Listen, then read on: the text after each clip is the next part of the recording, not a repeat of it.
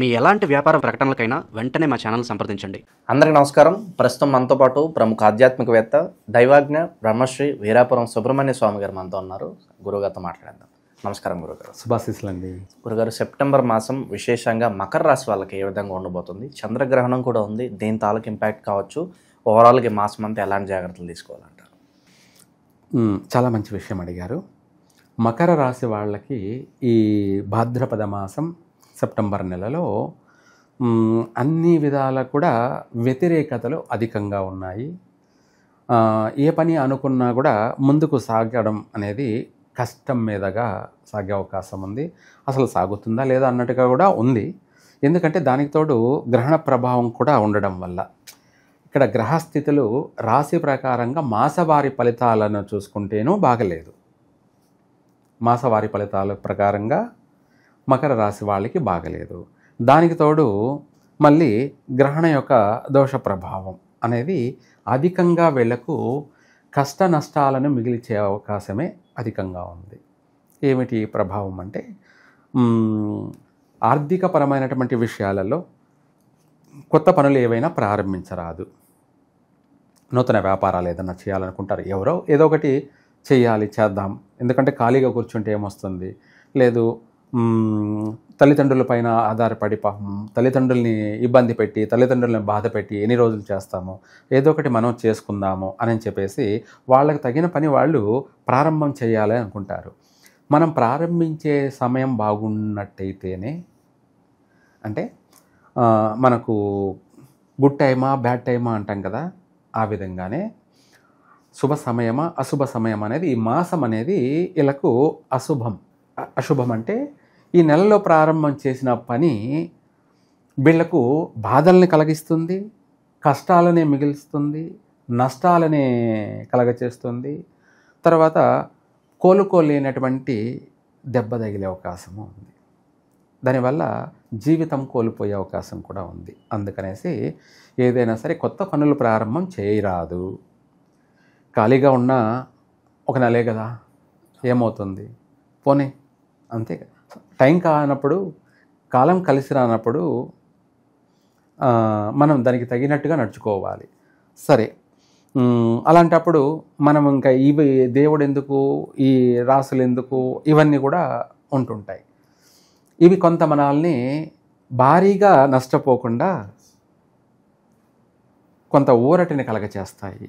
ప్రాణం పోయేదానికి దెబ్బ తగిలిపోతే ఏమవుతుంది? ఉంటాంగా, బ్రతికే ఉంటాంగా, ప్రాణం పోవలేదు కదా.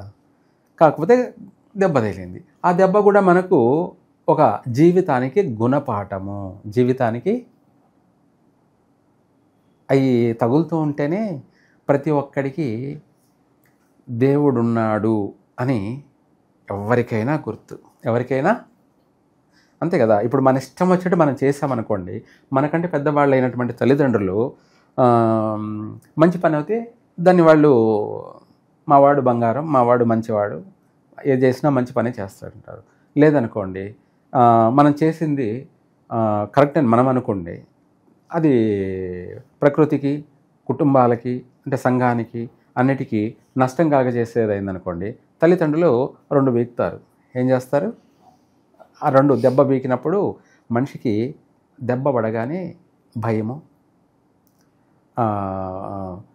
ఒక తెలియనటువంటి ఒక భయము అనేది జరుగుతుంది. ఎందుకంటే ఇంకోసారి చేయాలంటే మళ్ళీ కొడతారేమో అనేది అలా. అట్లాగే మనిషికి కూడా గ్రహాలు అనే ఈ నవగ్రహాలు అప్పుడప్పుడు కష్టము నష్టము అనే దెబ్బ కొడుతూ ఉంటే ఆ బాధలు తట్టుకోలేక అప్పుడు వీళ్ళల్లో భక్తి అనే మార్గం పుడుతూ ఉంటుంది, ఏర్పడుతూ ఉంటుంది. అది ఏ విధంగానైనా సరే వాళ్ళ భక్తి అనే మార్గంతో దానికంటే మించినటువంటి దైవారాధన చేయడం వల్ల, అంతే కదా, తండ్రి కొట్టినా తల్లి ప్రేమిస్తుంది కదా. ఏంటి? తండ్రి కొట్టినా తల్లి ప్రేమిస్తుంది.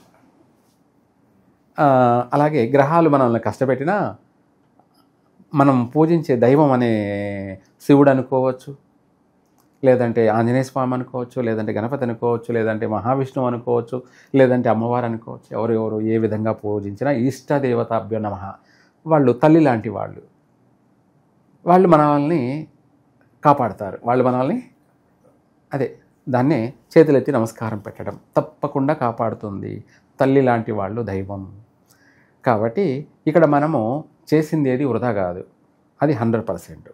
అయితే ఏమిటి ఇదంతా అంటే మనకు కష్టాలలో మాత్రమే మనము దైవారాధన చేయడం ఇంపార్టెంటు. బాగున్నప్పుడు చేసినా చేయకపోయినా కష్టం వచ్చినప్పుడు మాత్రమే, ఎందుకు అది దెబ్బ తగిలినప్పుడే కదా మందు పూసుకుంటాము. ఎందుకంటే అది చెడిపోకుండా ఉండడానికి. మందు పోయలేదనుకోండి అది పుండైపోవచ్చు, చీంకారచ్చు, లేదంటే పురుగులు పడి అంటే ఇన్ఫెక్షన్ అయి పెద్దగా ప్రమాదం ప్రాణ నష్టం దాకా పోవచ్చు. అందుకనే దానికి మందు పూసామనుకోండి మానిపోతుంది. కష్టం వచ్చినప్పుడు భగవంతుడిని ఆరాధించామనుకోండి బాగుపడతాం, చెడిపోంగా బాగుపడతాం అన్నది ఇది.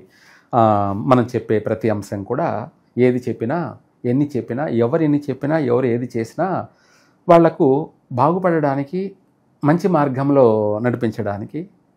వాళ్ళు బాగుంటారు, వాళ్ళు బాగున్నప్పుడు మనము బాగుంటాం. ఇది 100% సత్యం.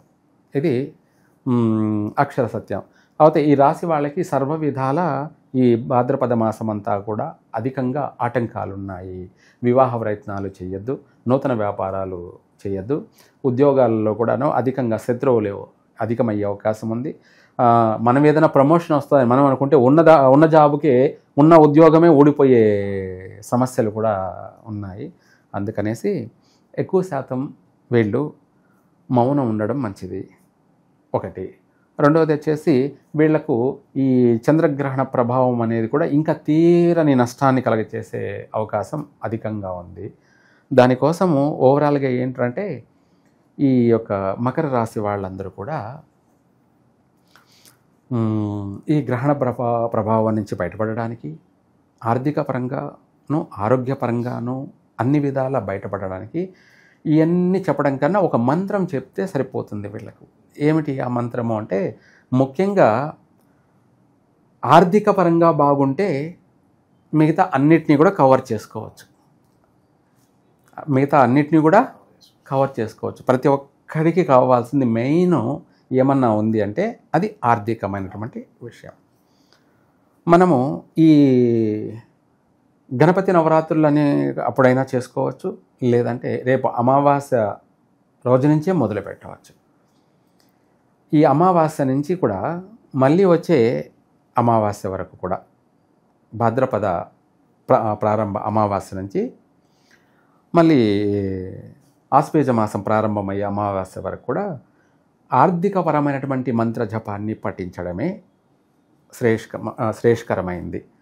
ఆ మంత్రం ఏమిటి అంటే ఓం ఐం హ్రీం శ్రీం క్రీం యక్షాయ కుబేరాయ వైశ్రవణాయ ధనధాన్యాధిపతియో ధనధాన్య సమృద్ధి మే దేహి దేహి దేహి ధాపయ ధాపయ స్వాహ.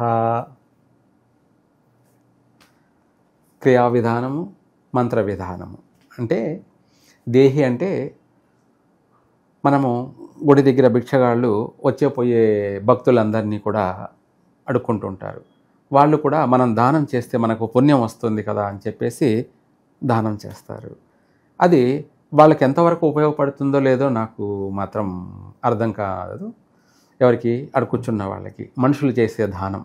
కానీ ఇక్కడ సాక్షాత్కారంగా మనము ధాన్యాధిపతి అయినటువంటి కుబేరుని యొక్క అనుగ్రహం కలగడం కోసం, మనం కూడా కుబేరులం కావడం కోసం, కుబేరుని యొక్క అనుగ్రహం కలిగితే ఏమవుతుంది, మనము కుబేరులమే. ఇంకా మిగతా 10,000 సమస్యలనైనా కూడా చీల్చి చెండాడగలం. మిగతా ఎన్ని సమస్యలనైనా కూడా చీల్చి చెండాడగల శక్తి సామర్థ్యత మనలో కాస్త ధైర్యం ఉంటుంది. మన దగ్గర డబ్బు ఉంది అనుకోండి, 100 మందితో యుద్ధం చేసేంత కెపాసిటీ, మనోధైర్యం, మానసికంగా కూడా మనసులో నాకేంలే అన్నంత మనోధైర్యం కలుగుతుంది. దీనికంటే మించినటువంటి ఇంకా వేరే ఏమీ లేదు. అందుకనేసి దీన్ని పొందడానికి ఆ కుబేరుణ్ణి మనం యాచించుకుంటున్నాం. అయ్యా నాకు దానం చెయ్యి అని.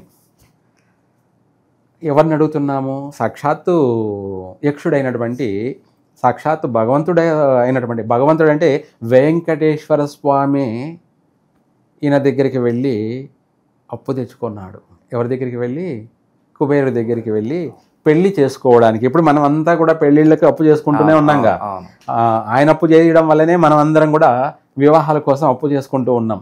పెళ్లి చేయాలంటే మామూలు విషయం కాదు, ఖర్చు అవుతుంది. దానికోసం ఎంత ఉన్నా కూడా ఇంకో కొంతన్నా మనము కట్నాలు ఇవ్వాలి. కట్నాలు ఇచ్చిన తర్వాత పెళ్లి చేయాలంటే ఖర్చు కావాలి. ఆ ఖర్చుకు తగినటువంటి మనం ఎంత అయితే ఉందో అంత అప్పు తెచ్చుకొని అంగరంగ వైభవంగా వివాహం చేసుకుంటాం. అట్లాగే ఆ వెంకటేశ్వర స్వామి శ్రీ పద్మావతి సమేత శ్రీ వెంకటేశ్వరుని వివాహానికి కళ్యాణానికి సంబంధించి ఆ వెంకటేశ్వర స్వామి ఆయన దగ్గరికి పోయి, అయ్యా నేను పద్మావతి దేవిని భూదేవిని వివాహం చేసుకుంటున్నాను, నాకు నువ్వు అప్పుగా ఇచ్చావంటే నీకు వడ్డీనే కాదు చక్ర వడ్డీ కూడా కడతాను. ఏమిటి? వడ్డీయే కాదు దాని చక్ర వడ్డీ కూడా కడతాను, కావాలంటే నాకు ఇమ్మని అడిగేటప్పటికి ఆయన ఉండి ఓ వడ్డీయే కాదు చక్ర వడ్డీ కూడా వస్తుందా అని చెప్పేసి డబల్ వడ్డీ అనమాట. ఏమిటి? ఇప్పుడు మామూలుగా 100 రూపాయలకి 3 రూపాయలు 2 రూపాయలు 4 రూపాయలు ఉంటుంది. అది కాకుండా ఇప్పుడు ఎలా ఉందో తెలుసా? రోజువారీ వడ్డీ నడుస్తుంది. రోజువారీ వడ్డీ అంటే 100 రూపాయలకు కానీ లేదంటే 1000 రూపాయలకు కానీ డైలీ 3 రూపాయలు లేదంటే 5 రూపాయలు రోజు వడ్డీ, రోజువారీ వడ్డీ, నెల వడ్డీ కాదు. దాన్నే చక్ర వడ్డీ అంటారు. ఏమంటారు? చక్ర వడ్డీ అంటారు. ఆ విధంగా ఆయన చక్ర వడ్డీ అనేటప్పటికీ రోజు వడ్డీ వస్తుంది అని చెప్పేసి ఆయనకు ఎంత కావాలో అంత ఇచ్చి పంపించాడు. ఆ ధనాన్నంతా కూడా ఏనుగులకు ఎత్తుకొని బారువులు అంటారు. వాటిని ఏమంటారు? బారువులు. వాటికి ఎత్తుకొని చంద్రగిరికి వచ్చి వాళ్ళ అత్తమామలకు చూపించి వాళ్ళని ఇంప్రెస్ చేసి ఆయన వివాహం చేసుకున్నాడు. ఆ వివాహానికి వాళ్ళందరిని ఆహ్వానించినప్పుడు అందరూ వజ్రాలు వైడూర్యాలు మనులు మాణిక్యాలన్నీ మరకతంబులు అన్నీ కూడా సువర్ణాలు అన్నీ మొత్తం సువర్ణం అంటే బంగారం, వెండి, రాగి, ఇత్తడి అన్నీ కూడా తీసుకొచ్చి వాళ్ళకు కట్న కానుకలుగా సమర్పించారు. ఆ కట్న కానుకలు వచ్చిన అవన్నీ కూడా ఈయన దగ్గరే ఉండి అవన్నీ కూడా మూటగట్టుకొని, స్వామి ఇది వడ్డీ మాత్రమే. ఏమిటి? వడ్డీ మాత్రమే. మీరు రోజు చక్ర వడ్డీ చెల్లించాలి అని చెప్తే సరే అని చెప్పి ఆయన ఒప్పుకున్నాడంట. ఆ రోజు నుంచి ఈ రోజు వరకు కూడా రోజు వడ్డీ చెల్లిస్తున్నాడు. అంటే భక్తులందరూ కూడా ఆయనకు రోజు 4 కోట్లు 5 కోట్లు ఉండిలో సమర్పిస్తే అది ఆయనకు ప్రకృతి ద్వారా చెల్లిస్తున్నాడు. రోజువారీ వడ్డీ, ప్రతిరోజు దినచర్య వడ్డీ అన్నమాట. ఆ టైప్లో ఈ యొక్క మకర రాశి వీళ్ళు ఒకరిని వడ్డీకి అడగకుండా వీళ్ళే 10 మందికి వడ్డీకి ఇచ్చే అంత స్థాయికి ఎదగాలి అంటే ఈ మాసమంతా కూడా ఈ మంత్రాన్ని పఠించడం వల్ల వీళ్లకు అన్ని విధాల సర్వ విధాల కూడా ఆర్థిక పరంగా అభివృద్ధి చెందుతారు, స్థిరపడతారు, బాగుపడతారు. ఇదే అసలైనటువంటి దీనికంటే మించిన పరిష్కార మార్గం ఇంకొకటి లేనే లేదు. ఇంకొకటి ఇంకా వేరే దైవారాధన, ఇంకా ఇదే దైవారాధన, ఇంకా ఇదే దీనికి మించిన దైవారాధన ఏముంది? మంత్రమే ప్రాణం, బీజాక్షరం, మూల మంత్రం. దీనికంటే మించిన మంత్రం అంటూ ఇంకొకటి లేనే లేదు. ప్రపంచంలో ఎవరికైనా కావాల్సింది ధనం, ఇదం మూలం జగత్. ఇది ఈ యొక్క రాశి వాళ్ళకి ఈ 10,000 గ్రహణ దోషాలైనా చుట్టూ మనుషుల్ని నమ్ముకోవడం కన్నా, ఎవరినో నమ్ముకొని ఎవరో ఏదో చేస్తారని ఆశపడడం కన్నా డైరెక్ట్గా భగవంతుడికే మనము అడుక్కున్నామంటే ఆయన చేసే దానం అనేది ఎలా ఉంటుందో తెలుసా? చాటి మనిషికి దానం చేస్తే అది కొంతవరకే ఉంటుంది. దాన్ని తీసుకున్నాడు మళ్ళీ తాగేస్తాడు, అయిపోతుంది అనుకుంటా. కానీ ఆయన దానం చేశాడంటే ఈ జన్మ కాదు, 7 జన్మలకి. అంటే నాకే ఆయన దానం చేశాడు. ఇప్పుడు నేను ఇందాక మంత్రం నేను అడుక్కున్నాను కాబట్టి ఆయన్ని ఇమ్మని ధనధాన్యాధిపతియో ధన ధాన్యం దేహి అంటే ఇమ్మని, దాపయ అంటే ఇచ్చేశాడు, నేను స్వీకరించేశాను అని పూర్తి అర్థం అది. అలాగే అది నాకు 7 తరాల వరకు ఏమిటి అంటే నా కొడుక్కి, నా కూతురికి, నా కొడుకుల పిల్లలకి అంటే మనవళ్ళకి, మళ్ళీ వాళ్ళ పిల్లలకి, ముని మనవళ్ళకి, ఇలా చెప్పుకుంటూ పోతూ ఉంటే 7 తరాల వరకు కూడా అది వస్తూనే ఉంటుంది. భగవంతుడు చేసే దానం ఎలా ఉంటుందంటే అది కలలో కూడా ఊహించలేము. మనుషులను నమ్ముకొని ఎవరో ఏదో ఇస్తారు, వాడు ఇస్తాడు, వాడు నమ్ముకొని మనం ఈ పని చేద్దాం అనుకుంటే వాడు ఇవ్వచ్చు, ఇవ్వకపోవచ్చు. అదే భగవంతుడిని అడుక్కున్నామంటే ఆయన తప్పకుండా ఇచ్చి తీరాల్సిందే. ఇక్కడ చాటి మనిషే మనకు రూపాయో 10 రూపాయలు 100 రూపాయలు దానం చేసినప్పుడు భగవంతుడు ఎందుకు దానం చేయకుండా పోతాడు? అది అసలైనటువంటి రెమెడీ. ఓకే, ఇక వాస్తు పరంగా న్యూమరాలజీ పరంగా ఏదన్నా సూచనలు ఉన్నాయి ఏ రాశి వాళ్ళకి? మంచి మాట అడిగారు. మకర రాశి వాళ్ళకి వాస్తుశాస్త్ర ప్రకారంగా వచ్చేటప్పటికి పడమర ముఖంలో నైరుతిగా నైరుతిగా వెళ్ళినట్టు అయితే సక్సెస్ అవుతారు. అయితే ఇందులో కొంతమంది మాత్రమే అంటే జాతక ప్రకారంగా మనం చూసుకోవాలి. ఇందులో ఉత్తరముఖంగా వెళ్ళినా సక్సెస్ అవుతారు. ఈ రెండిట్లో మకర రాశి వాళ్ళు ఉత్తరం కానీ లేదంటే పడమర నైరుతి దిశగా కానీ బయలుదేరి వెళ్ళినట్టయితే ప్రతి రంగంలోనూ విజయాన్ని సాధించగలుగుతారు. న్యూమరాలజీ విషయానికి వచ్చేటప్పటికి వీళ్ళ యొక్క జాతక రీత్యా 4, 5, 8, 9 4, 5, 8, 9 ఇవి వీళ్ళకు మకర రాశి వాళ్ళకి అదృష్టప్రదమైనటువంటి సంఖ్య. వీళ్ళు కారు కొన్నా, బైక్ కొన్నా, స్కూటీ కొన్నా, లేదంటే ఒక ఫోన్ సిమ్ము కొన్నా ఆ నెంబర్లో ఇవే వచ్చేలాగా చూసుకోవాలి.